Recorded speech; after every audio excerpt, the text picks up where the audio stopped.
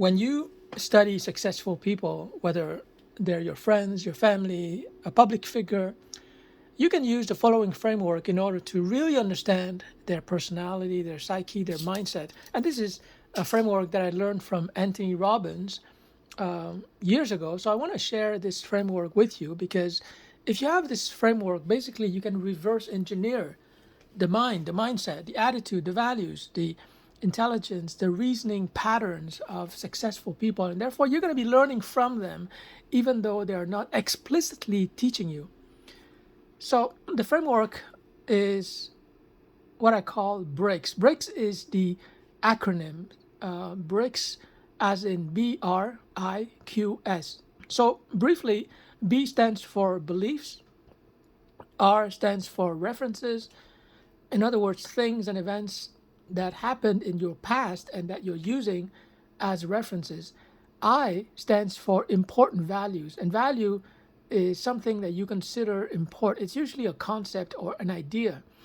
Q stands for questions. So these are questions that you would ask yourself habitually, reflexively. These are questions that you almost obsess about and you're always asking yourself. Some people ask very stupid questions like, do aliens exist? I mean, later on, I'm going to explain why these questions are stupid because when it comes to searching for information, which is what a question is designed to get you, you want to look for information that is important to know and that is knowable. Now, information about whether aliens exist, it's not important to know. I mean, trust me, it's not going to help you to achieve your goals in life. And even if it was important to know, it's not knowable, right? Unless you see a spaceship land, in front of you. So, anyways, that's Q. The questions that you ask yourself often. And S stands for states. So these are states of energy that you generate. Okay, so it's important to understand that you're not energetic, as a matter of personality or, it's energy is not something you have. And this is something I learned from Brendan Burchard in his book, The Charge. He says that energy is something you generate, right? So I can speak with a softer voice, as I'm doing right now, or I can speak with a loud voice because I'm able to generate that energy. So energy is something you generate. And when you look at Anthony Robbins, obviously that guy, whom I respect a lot, he's able to spontaneously generate energy, especially when he's on stage, right? So you want to be able to control your energy and speak in a softer voice, like what I'm doing right now. And you also have to be able to speak louder and really express yourself with energy, with vigor. So, anyways, that states you have to be able to control your energetic states. So, let's take a look at the Briqs framework in more detail. B stands for belief. So, a belief is basically something you believe to be true, but it's not objective reality. It's not necessarily true. Okay, it's something that you believe to be true because it's convenient. It's because that's what your parents taught you, what your teachers, the government, authorities. That's what they taught you when you were a kid, and you didn't know better, right? So the only person you can learn from is your mama and your dad, right? So you take their beliefs to be reality, but it might not be true. For example, when they say that you should study hard so that you can It's graduate 5 o'clock. and you can get a job, the underlying belief, and oftentimes the belief, is not clearly made explicit, and that makes people that prevents people from questioning the belief because it's not spoken, it's not explicit. But the belief around what your parents taught you is that you got to study hard, get good grades, graduate, and then you go out there and you get a job, and therefore a job is good. That's what you've been planning for, right? Well, why else would you go to school to get a job? So a job is good. A job is what you should be aiming for. Same thing when you hear in the news, the government always talks about, the creation of jobs and, AI is going to steal our jobs. So that's a bad thing because a job is a good thing. So you have to question that belief. It might be good. A job might be good. I'm not saying a job is not good, but a job is like a bicycle. It gets you from point A to point B. Great. Okay. But you know what's better than a bike? A car. Okay. But nobody tells you, to go buy a car or build a car. You just stick with your bike, so just get on with the job and be an employee till you're 65, and then you retire, or more likely they retire you because you're not useful anymore at age 65, right? So you have to be careful about the beliefs that you receive from your parents. Another belief, and this is something that Harv Eker talks a lot about in his book Secrets of the Millionaire Mind, the belief that money is bad. Now, like I said, most people will not explicitly say that money is bad, but they have this underlying belief, and you can tell when you talk to them. The belief that money is bad, money is the root of all evil. Rich people are crooked and greedy, and evil people. Those are just beliefs. You just don't know the truth. I know plenty of millionaires. They're all good people. I know like probably 8 or 9 millionaires. They're all good people. So the way to counter belief or overcome a negative self-limiting belief is to ask yourself, why is this belief true? Is it physically true? Do I have evidence for it? So that's how you can change your belief, and that's something that's important. So when you look at the lives of successful people, and I recommend reading their biographies, I read the biography of Steve Jobs, Elon Musk, Dr. Yunus Muhammad, the creator of the microcredit movement. He won a Nobel Prize for it. I read the biography of presidential candidate Mitt Romney. And there's always a point where something happened in their lives that changed their belief, that changed their path in life. For example, Mitt Romney was involved in a car accident, and he believed that it was an act of God, and therefore he was meant to do something important in his life. So that got him into the world of politics. Now, I don't know if that's true. Maybe his biographer is just writing that so that he gets more votes. I don't know. But assuming that's true, there's always something that happens that will change people's belief system or their beliefs. Like in my case, for example, when I first got a contract of nearly $10,000 when I was running a graphic design company in 2003, that changed my belief about, how much money I could make in a very short period of time. So that was 2003, and therefore in 2009, when I got an opportunity to teach at McGill University, I was writing a proposal, and I thought, how much should I be charging for this ideal career workshop? So I just put down 10,000. Why? Because I believe that, hey, I did it before, I can do it again. So my belief was different. But when I spoke on the phone with my sister and I said, we're going to charge $10,000, she asked me, is that too much? Because she didn't have my experience with Major Force, my graphic design company. She never charged for $10,000, right? Not her fault. I'm not saying, it's her fault.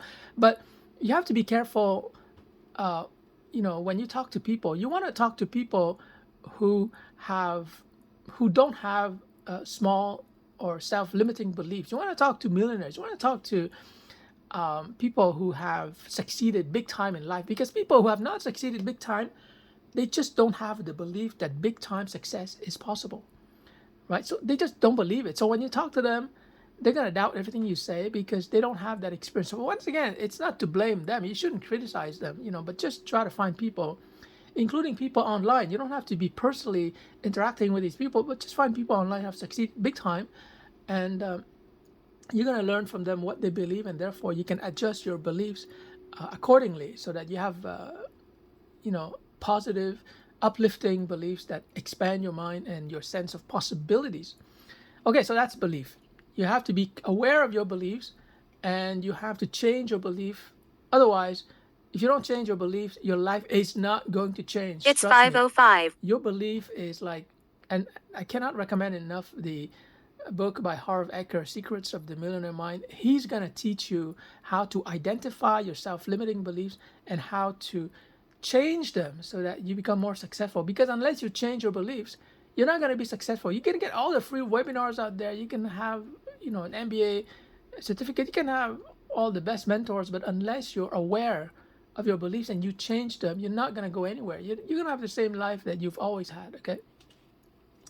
Just one last example on this idea of belief. They did studies, and they found that over 50% of the people who won the lottery and have become millionaires, within 2 years, they were bankrupt. So what's the reason for that?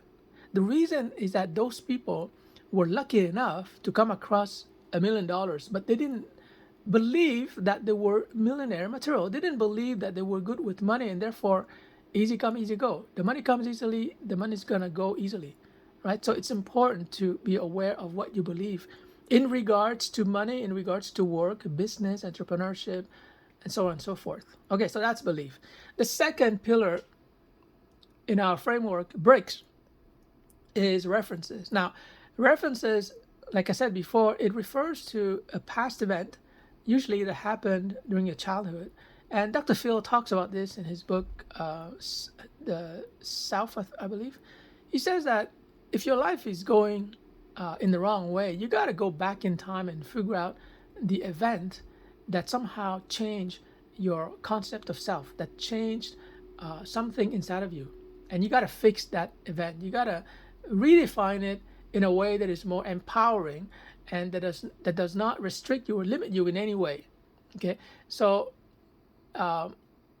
fortunately, I've never had a traumatic event in my life, and therefore I don't think that my past is restricting me. Maybe I'm deluded, but for many people, they could have had a bad experience with a woman, with a man, and therefore that bad experience tends to color their future romantic endeavors. So, for example, if you've had a bad relationship, you might have been influenced by that bad relationship to avoid intimacy with members of the opposite sex. So you remain alone because in your mind, relationships are bad.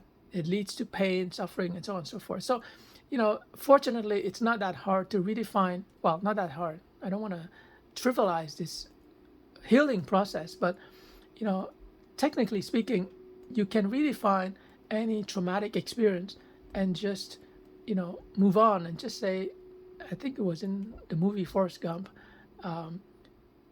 the mother of Forrest was telling Forrest something along the lines of, you got to put the past behind you before you can move forward, something like that. It makes sense to me. So you have to identify explicitly the past events that have shaped you, because when you become aware and conscious of the influence of those quote unquote bad events, and I say quote unquote because no event is really bad, it depends on how you define those events. Once you explicitly and consciously identify those events, then you can transmute them, you can transcend them. You still include them, you don't deny those events, but you just transcend them. You just say, okay, here's what I've learned from that, and now I'm a better person. Take a look at Oprah, for example. She was raped when she was a teenager, but she became a pretty successful businesswoman, right? So she didn't let the past define her. So you got to ask yourself, are you going to define the past, or are you going to let the past define you? So you have a choice, right? So it's one or the other. So that's for references. Now, moving forward, you want to create memories or references that will empower you. And this is why I'm assuming this is why Anthony Robbins, in his original Date with Destiny events, he would ask people to walk on charcoal, and initially, people are horrified. They don't want to burn their feet, but once they walk on charcoal and they realize that they haven't been burned, then they are creating an empowering experience that becomes a reference for the future. So that's what you want to do in life. You want to find opportunities to create those empowering events It's that will 5:10. that will stick in your memory and that will serve as positive references in the future, right? So that's very important. So don't hang around with people who put you down.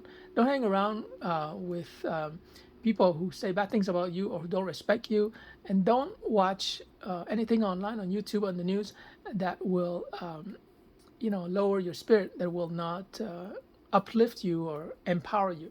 Okay, so that's for references. The third pillar is important values. So you have to know what are the values that drive you, because if you don't know those values, then you're going to be driven to make decisions, and if they're bad decisions, you don't understand why you're making those decisions, why you're repeatedly making those bad decisions. And you're making those bad decisions because your values are such that they unconsciously drive you to make those decisions, right? So let me give you an example. Suppose you want to launch a business, and inherently all new businesses are risky, but your one of your key values is security, right? You're conservative, you're afraid of losing, you're afraid of danger, you're afraid of risk. So security is your one of your main values. Now, you can't really succeed in business unless you take a risk. I mean, that's the name of the game. If there was no risk in business, everybody would be doing it, right? There's always a risk of loss. So if you want to launch a business, you gotta make sure that you negotiate with your values. You gotta. It doesn't mean that you betray your values. So the person who's conservative, who's frugal, who's who values security, has to understand that when it comes to business, you got to relax your value a little bit. You got to take chances. You can't be rational and conservative and focus on security all the time. Like business is inherently risky. So you got to do things sometimes that are very risky, but if the reward is proportional, then you just got to do it. So that's an example of how not being aware of your value will make you will be a disadvantage when you do certain things. um, for example, in business. Another example is about money, right? So if you want to make a lot of money, you got to value money. You got to say to yourself, money is really important. So people who say things like, oh, abundance is not just money, it is health, it is friendship, family relationship. I mean, I think they're missing the point. They're comparing oranges with apples. When we talk about money, okay, we don't talk about relationships, family, friends. Of course, that's important. You got to ask yourself, do you value money? Do you value financial gains? Do you value business profits?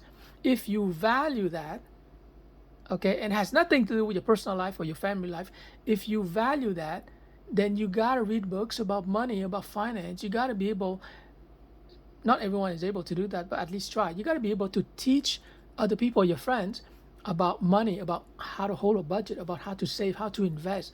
You got to be an expert on money. But to become an expert on money, on business, on marketing, on sales, you got to tell yourself and you got to convince yourself that money is important.